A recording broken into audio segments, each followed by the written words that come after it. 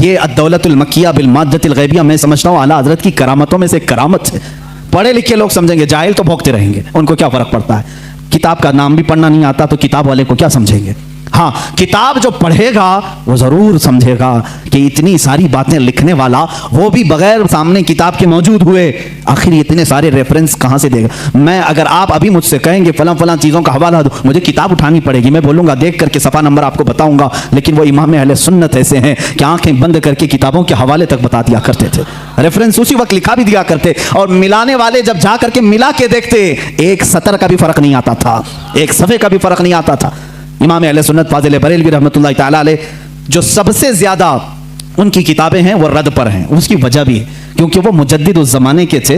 उन्होंने नेचरियत का रद्द किया, वहाबियत का रद्द किया, नदवियत का रद्द किया, गैर मुक़ल्लिदियत का रद्द किया, कादियानियत का रद्द किया, राफ़िज़ियत का रद्द किया। ये वो सब फ़िरक़े थे जो उस वक्त अपने जरासीम फैला रहे थे अहले सुन्नत व जमात में। आला हज़रत रहमान अहमद रज़ा ख़ान फ़ाज़िल बरेलवी रहमतुल्लाह ताला अलैह ने इन सब के रद्द के साथ एक हसीन चेहरा इस्लाम का पेश किया है। मेरे अजीज़ों, क्या आप इस बात पर फ़ख्र नहीं करते कि औरों ने कहा होगा मोहम्मद अरबी सल्लल्लाहु ताला अलैहि वसल्लम को पीठ पीछे की खबर नहीं, औरों ने अगर लिखा होगा वो हमारे बड़े भाई की तरह होते हैं, बल्कि उम्मती अमल करते करते रसूल तक भी पहुंच सकता है। औरों ने पता नहीं क्या क्या कहा होगा, मगर मुझे इस बात पर फख्र है इमाम इश्क व मोहब्बत ने हमें जो हमारे नबी की अजमत जो बिठाई है और बताई है वो इस शान से बताई है। कहा सरवर कहूँ कि मालिक व मौला कहूँ तुझे, बाग़े खलील का गुले ज़ैबा कहूँ तुझे, ए जाने जाम में जाने तजल्ला कहूँ तुझे, तेरे तो वस्फ़ ऐब तनाही से है बरी, हैरान हूँ मेरे शाह मैं क्या क्या कहूँ तुझे, लेकिन रज़ा ने ख़त्म सुखन इस पे कर दिया, खालिक का बंदा खल्क का आका कहूँ तुझे। अज़मत रिसालत हमें आला हज़रत ने इस तरह से बताई है। लोगों ने अगर ओछे हमले किए हैं तो मेरे अजीज़ों,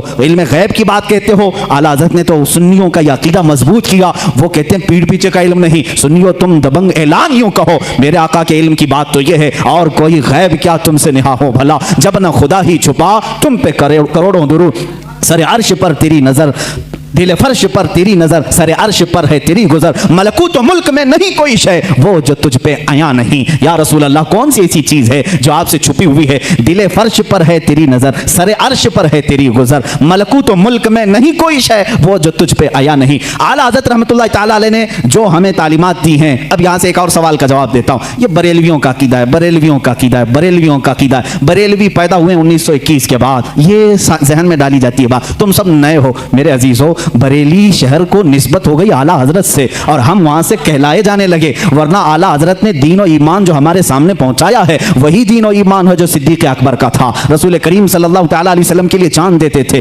आला हजरत ने वही दीन और वही तसल्लुब हमें दिखाया जो उमर फारूक रज़ियल्लाहु तआला अन्हु के अंदर थी। अशिद्दाउ अलल कुफ़ार की, रहमाउ बैनहुम की सिफात जो सहाबा की थी वही आपको आला हजरत ने दिया है। कोई नई बात नहीं, कोई नई बात नहीं। आओ मैं तुम्हें चंद मिसालों के जरिए से समझा दूं। मसलक के आला हजरत पर कुछ लोगों को सवाल है, कहते हैं नया मसलक कहां से आया है। तुम खुद नए हो मेरे भाई, तुझे मालूम नहीं। मसलक जो है रास्ते का नाम है, रास्ते को कहते हैं। ये नया नहीं है, दीन इस्लाम ही है। हर जमाने में किसी शख्सियत से मंसूब होता है, हर जमाने में दीन इस्लाम को किसी शख्स से मंसूब करके पहचाना जाता है, लेकिन दीन वही है। आज अगर आला हजरत रहमतुल्लाह ताला अलैह की तालीमात इतनी रोशनास हैं कि हक व बातिल में वो फर्क पैदा करती हैं, तो जाहिर सी बात है मसलक के आला हजरत कहने में किसी को कुड़न नहीं होना चाहिए, जलन नहीं होना चाहिए। लेकिन एक बात मैं ये भी बता दूं, आप दीगर औलिया कामिलीन के नामों से आप जिक्र कर सकते हैं। मसलक के गौसे आजम भी कहो, मसलक के गरीब नवाज भी कहो, मसलक के इमाम आजम अबू हनीफा भी कहो, मसलक के मखदूम सिमना भी कहो, मसलक के मखदूमान मारारा भी कहो। जिस वली का जो तरीका है उसको मसलक कहा जाता है। आला हजरत का नया कोई मसलक नहीं, नया दीन नहीं। चंद मिसालें अगर मैं आपको पेश करूं हुजूर अकरम सल्लल्लाहु तआला अलैहि वसल्लम के मुतालिक, ये बरेलवियों का अकीदा, बरेलवियों का कि हुजूर को पता नहीं क्या क्या मानते हैं। हुजूर को कहते हैं यही दाफ़िउल बला हैं, शाफ़े हैं, दाफ़े हैं। ये तमाम बातें बरेलवियों ने शुरू की। ये कहते हैं हुजूर सल्लल्लाहु अलैहि वसल्लम को शाफ़े हैं, दाफ़िउल बलाओं को दूर करने वाले। तुम मानते हो कि नहीं मानते हो? बीमारियों को दूर करने वाले। आला हजरत ने फरमाया है तो जलन हो गई, शुरू हो गई। आओ मैं सहाबा की ज़िंदगी में तुम्हें बताऊँगा। हुजूर अकरम सल्लल्लाहु तआला अलैहि वसल्लम की बारगाह में एक खातून आई अपने गूंगे बच्चे को लेकर, जिसकी जुबान नहीं थी, बोलता नहीं था, 8 साल का या 10 साल का बच्चा था। मुझे बताओ जुबान देता कौन है? कौन देता है? अल्लाह देता है। वो साहबिया को क्या मालूम नहीं था कि वो रसूल के पास क्यों आई? वो रसूल के पास क्यों आई? क्या तुम उसको भी, उस साहबिया को भी बरेलवी बोलोगे? मेरे अजीज इंसाफ करो। जुबान नहीं थी, लेकर के आई। हुजूर सल्लल्लाहु तआला अलैहि वसल्लम तो बानी इस्लाम हैं, शार इस्लाम है। आप मना कर देते, ए खातून तू मेरे पास क्यों आई? जा, जुबान अल्लाह देता है। जुबान, कुव्वत गोयाई, बोलने की ताकत अल्लाह की देन है, जा उसके पास। हुजूर तो कहते, हुजूर ने भी नहीं फरमाया।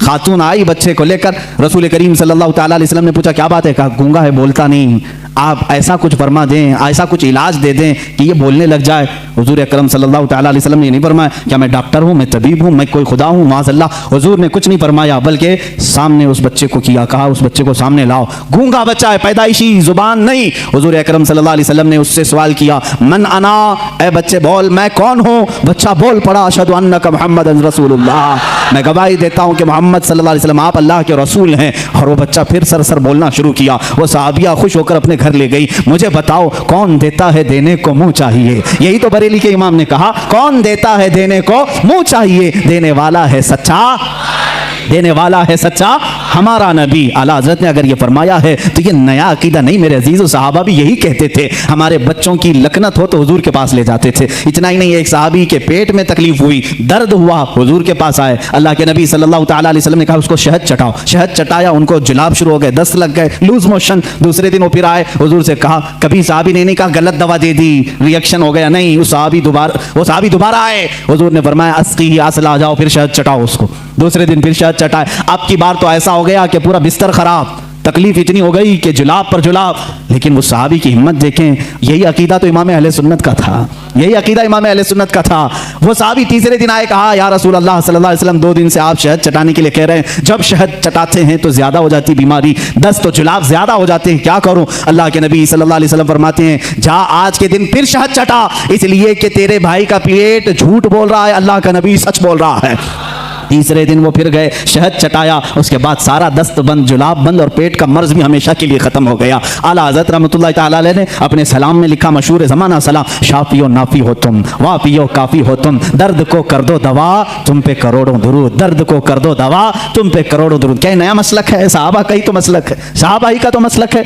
आला हज़रत इमाम अहमद रज़ा खान रहमतुल्लाह तआला अलैह ने अपनी किताबों से और अपने अशार से जो मसलक हमें दिया है वो सहाबा का ही है। सहाबा जाते थे, एक सहाबी हैं जो बयान करते हैं कि उनकी आंखें नहीं थी, वो आए हुजूर अकरम सल्लल्लाहु अलैहि वसल्लम की बारगाह में, कहा कि मुझे बड़ी दिक्कत होती है घर से आने जाने में, मस्जिद को आने जाने में, आप आंखों के लिए दुआ फरमा दें। अल्लाह के नबी ने नहीं फरमाया कि आंखें देना अल्लाह का काम है, मेरे पास कहाँ से आ गया, क्यों आ गया? सहाबा को मालूम था देता अल्लाह ही है, दरवाजा रसूल का होता है, क्योंकि मेरे आका ने फरमाया इन्नमा अना कासिमुन वल्लाहु युअती, अल्लाह देता है और मैं तकसीम करता हूँ, अल्लाह देता है मैं तकसीम करता हूँ। हुजूर ने फरमाया है बखुदा खुदा का यही है दर, नहीं और कोई मफर मकर, जो वहां से हो यहीं आके हो, जो यहाँ नहीं तो वहां नहीं। आला हज़रत ने फैसला किया, जो यहाँ नहीं तो वहां नहीं। आला हज़रत ने फैसला करके हमें बता दिया है, जो यहाँ नहीं तो वहां नहीं। बहरहाल मैं उनकी बात को नकल किया। खैर, आला हज़रत रहमतुल्लाह तआला अलैह ने कोई नया मसलक अगर दिया है तो मुझे बताओ कौन सी नई बात है जो सहाबा इकराम ने अपने ज़माने पाक में हुजूर सल्लल्लाहु तआला अलैहि वसल्लम के लिए अपना मामूल बनाया था, वही चीज़ पेश की।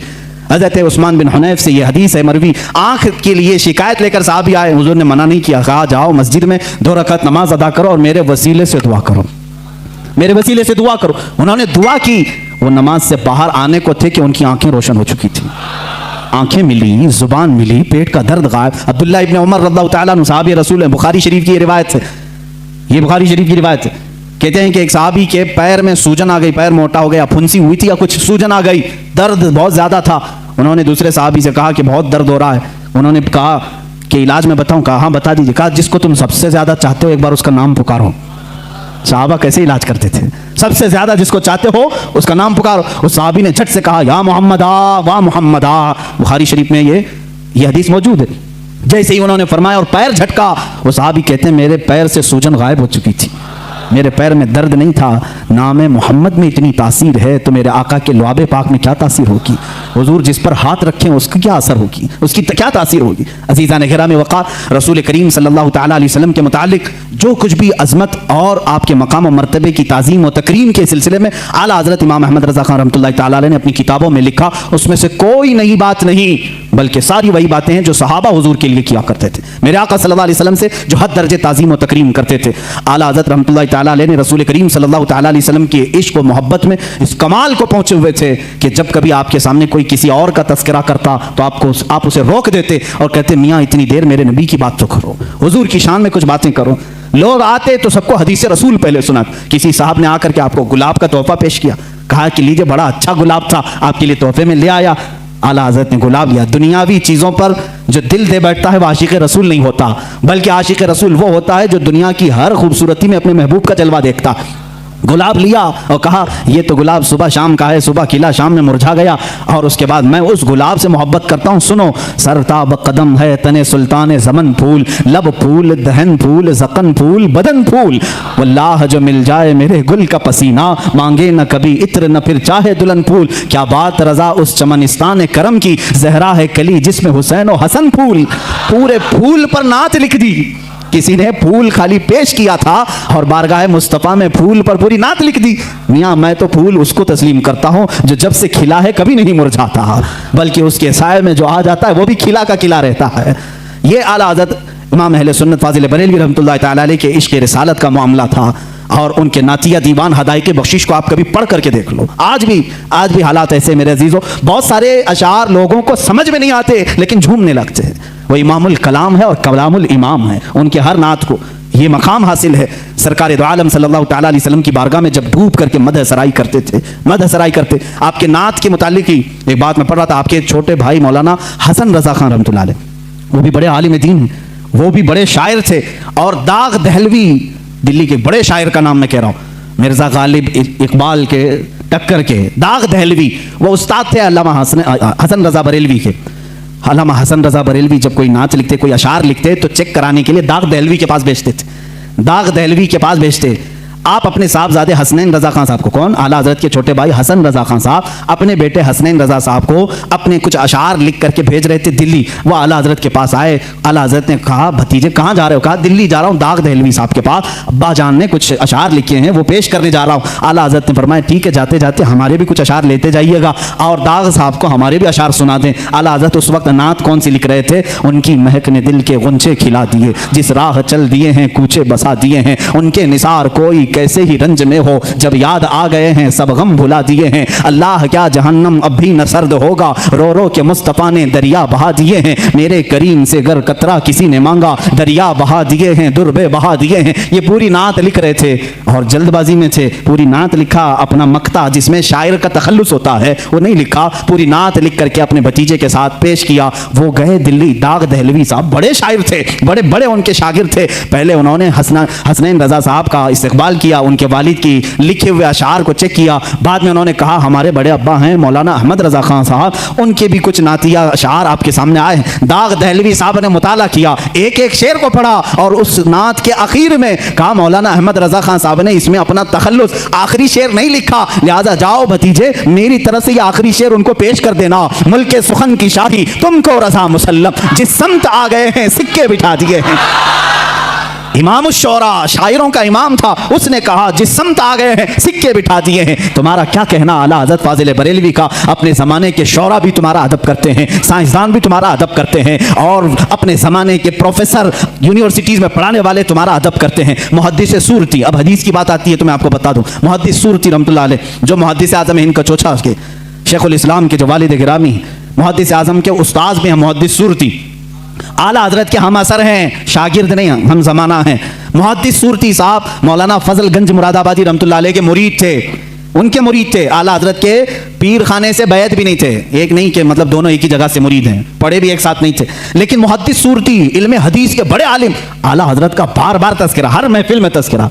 मुहद्दिस आज़म हिंद कचोचा शरीफ के ये उनके शागिर्द हैं, वो खुद बयान फरमाते हैं। मुहद्दिस आज़म रहमतुल्लाह अलैह फरमाते हैं मैंने अपने उस्ताद मुहद्दिस सूरती से पूछा कि मुहद्दिस सूरती से कि आप वसी अहमद सूरती रहमतुल्लाह अलैह उनका नाम, कहा कि आप अपने पीरो मुर्शिद का उतना तज़किरा नहीं करते, अपने उस्ताद जिन्होंने मंतिक पढ़ाया, आपको इल्म हदीस पढ़ाया, उनका तज़किरा नहीं करते। बार बार मौलाना अहमद रज़ा, मौलाना अहमद रज़ा, मौलाना अहमद रज़ा, हर महफिल में आप उनका तज़किरा करते हैं। वजह क्या है? मुहद्दिस सूरती रहमतुल्लाह अलैह, देखिए मेरे अजीज़ों, ज़माने के उलमा को आपस में चपकलिश हो सकती है, हसद हो सकता है, ये मेरे से बड़ा कैसे बन गया, लेकिन जो हकीकी आलिम दीन होता है वो सच्चे आलिम दीन की ताज़ीम व तकरीम भी करता है। मुहद्दिस सूरती रहमतुल्लाह तआला अलैह ने फरमाया बेटा ऐ मेरे शागिर्द, आपने सवाल किया, सुनो, मुझे अपने पीरो मुर्शिद से बैत तो हासिल है, मेरे उस्तादों से इल्म मंतिक, फ़लसफ़ा, बलागत, मानी, हदीस, तफसीर, उसूल तफसीर तो हासिल है, लेकिन मौलाना अहमद रज़ा का मैं तज़किरा बार बार इसलिए करता हूं कि ईमान की जो मिठास मुझे मिली है वो उनकी तालीमात से मिली है।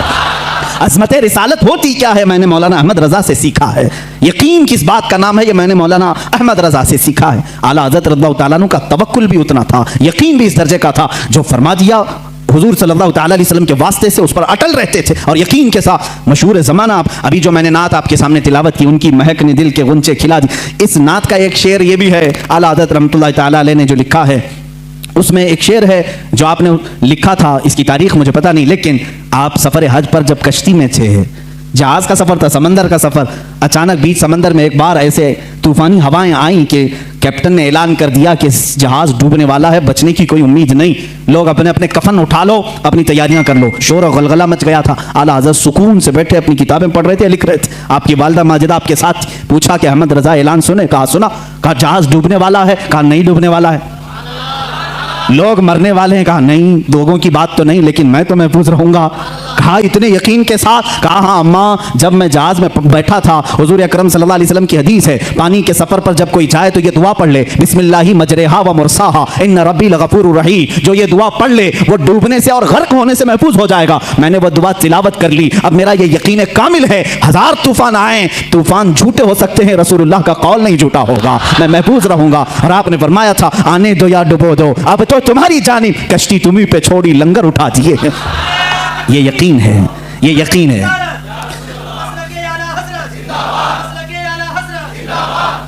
अज़ीज़ान इकराम, ये तवक्कुल है फाज़िल बरेलवी रहमतुल्लाहि ताला अलैहि की ज़ात से। और एक दो बार की बात नहीं, कई मरतबा। एक इल्म नजूम के माहिर मौलवी साहब आपके पास आए, उन्होंने भी ऐसे, इल्म नजूम किसको कहते हैं? एस्ट्रोलॉजी।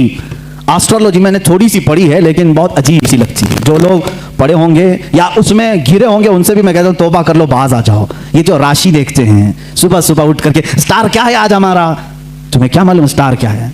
ये ज्योतिष तुम्हें बेवकूफ़ बनाते हैं, ये मन घड़त किस्से तुम्हें सुनाते हैं, और ये जो तुम्हें बताते हैं आज तुम्हारे साथ ऐसा होगा वैसा होगा, तुम आज लाल कपड़ा नहीं पहनना, तुम पहले ऐसी चप्पल नहीं पहनना। ये सब एस्ट्रोलॉजी लोगों के दिमागों से खेलते हैं।